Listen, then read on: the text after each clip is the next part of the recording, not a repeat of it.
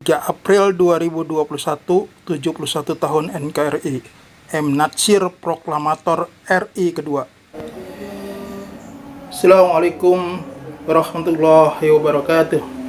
Sahabat, kembali lagi dengan Tumpal Daniat. Hari ini Sabtu 3 April 2021, 71 tahun yang lalu, tepatnya 3 April 1950, seorang politisi Islam, seorang ketua umum Partai Masyumi, dan seorang menteri penerangan di kabinet Hatta pada saat itu, di kabinet Rais, membuat sebuah sejarah yang fenomenal sebagai sebuah sejarah kelahiran dari Negara Kesatuan Republik Indonesia, yaitu yang kita kenal dengan Mosi Integral Muhammad Natsir. Mosi Integral ini adalah satu sikap yang dikeluarkan secara resmi oleh parlemen untuk mensikapi dari hasil perundingan Konferensi Meja Bundar KMB di Den Haag, negeri Belanda, di mana hasilnya adalah Republik Indonesia yang sudah dimerdekakan pada tanggal 17 Agustus 45 itu tidak diakui, tetapi yang diakui adalah bentuknya Republik Indonesia Serikat, sebuah negara federasi yang terdiri dari 15 negara bagian. Adalah satu upaya untuk memecah belah persatuan dan kesatuan di negara Republik Indonesia yang ada, yang kita merdekakan itu. Dan atas kesadaran yang sangat tinggi, tidak ingin dipecah belah, ingin menyatukan kekuatan yang ada, Muhammad Natsir ditugaskan bersama Menteri Pertahanan pada saat itu, Sri Sultan Hamengkubuwono ke-9, oleh Perdana Menteri Hatta untuk berkeliling ke seluruh daerah, meyakinkan negara-negara bagian tersebut untuk kembali menjadi bagian yang utuh yang tidak terpisahkan, yaitu menjadi negara kesatuan Republik Indonesia.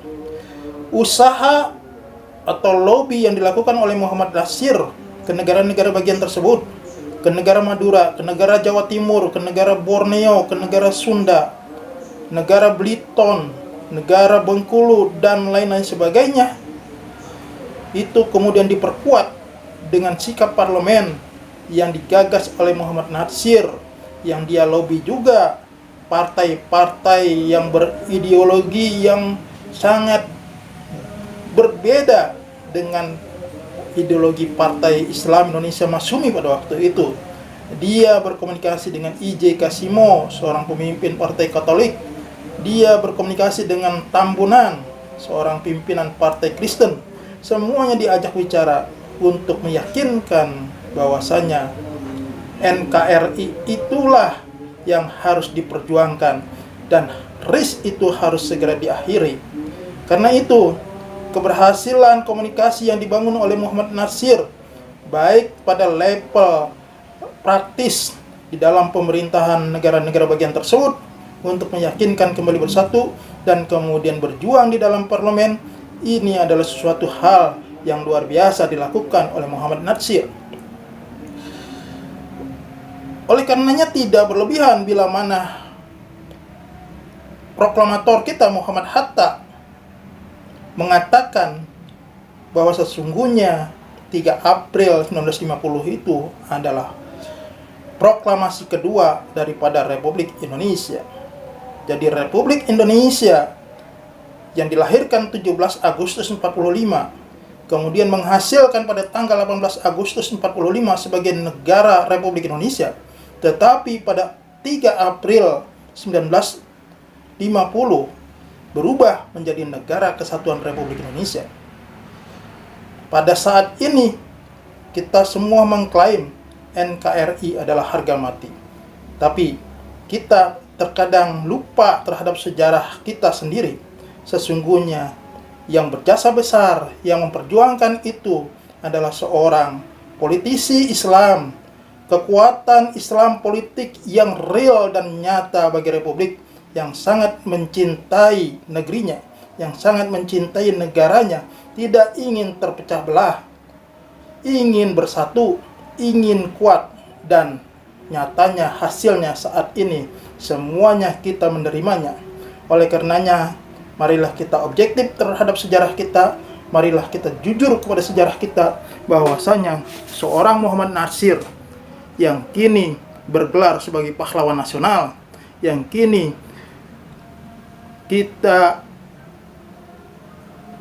ketahui bukan hanya sebagai seorang politisi Islam, tetapi adalah seorang nasionalis tulen, seorang yang cinta kepada Indonesia.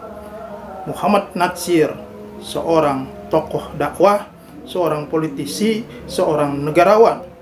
Wajarlah kita selalu mengenangnya pada tanggal 3 April sebagai hari proklamasi kedua Republik Indonesia, sebagai hari lahirnya Negara Kesatuan Republik Indonesia. Al-Fatihah.